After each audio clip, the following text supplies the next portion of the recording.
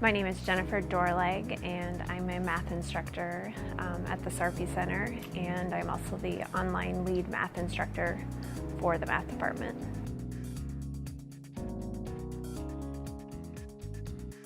I started teaching for Metro in 2010, so I think I've completed about 8 years and starting my 9th year here.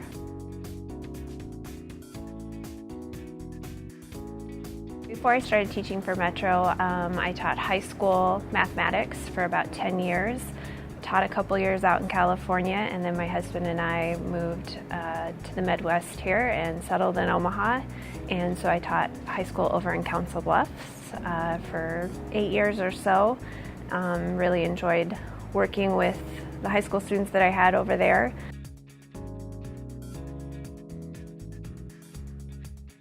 I'm originally from central Nebraska. I grew up in Callaway, Nebraska. It's a small town, only about 500 residents or so. So living in the metro area has been a little bit of an adjustment, but we like it. I did my undergrad at Northwestern College in Orange City, Iowa. And then I did my graduate level, got my master's degree here at UNO in Omaha.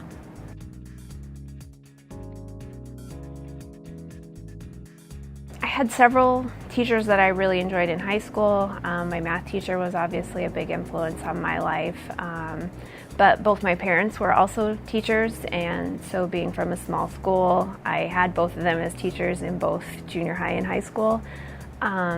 So I guess I have several, but my math teacher in high school was just really pushed us to explore math in some different ways, and he was very creative in some of the approaches that he took, so it kind of just motivated me to want to do the same thing.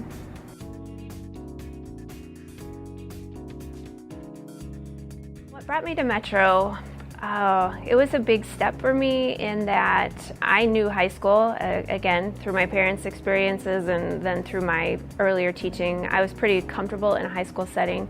So stepping out into the community college was kind of a big step for me.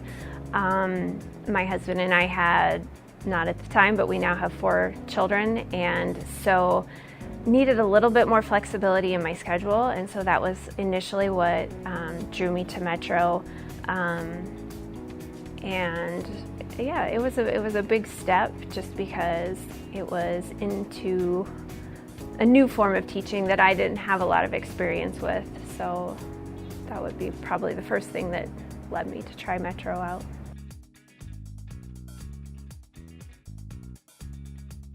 What motivates me coming to Metro, I found I just really have enjoyed the students that I get to work with. I miss some of the high school aspect of things would be having students for a longer period of time, so you get a little more chance to get to know them.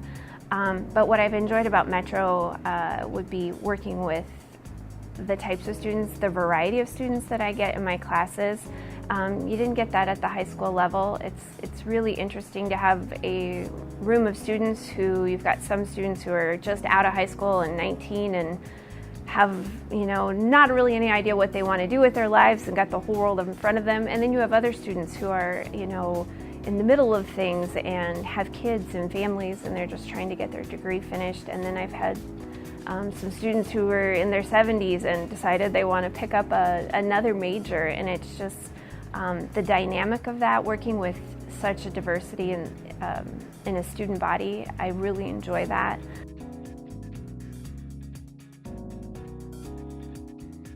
Technology has been an interesting thing to deal with and work with here. I actually teach, so I teach online classes, as well as I also teach what we call computer enhanced classes, and I also teach what we call modular classes here at the college. Our computer enhanced classes, I'm up there instructing like I would in a traditional class, but then my students go home and do their homework and quizzes online using our online software. And I've found that to be a really valuable tool to students. Oftentimes when they leave my classroom and they get home and they're working at 11 o'clock at night, they have no no one to turn to or ask questions to at that point, and so the technology allows them to have different help buttons and things so that they're not sitting at home totally struggling on their own. And I think sometimes it's a big learning curve for students to jump into that. It's a little uncomfortable getting used to that online program, but once they do, I usually have students come back and say, oh, I want to take my next class that way also, because it's just a valuable resource.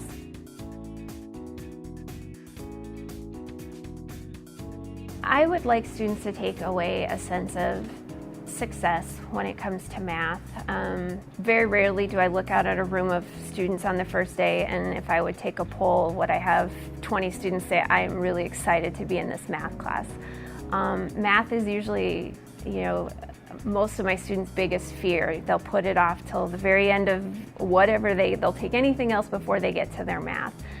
And so my goal is to try and make the classroom feel comfortable, knowing that we're all kind of, even though we come from different walks and different places, everybody in here needs this class to move on and do the next thing that they need to do.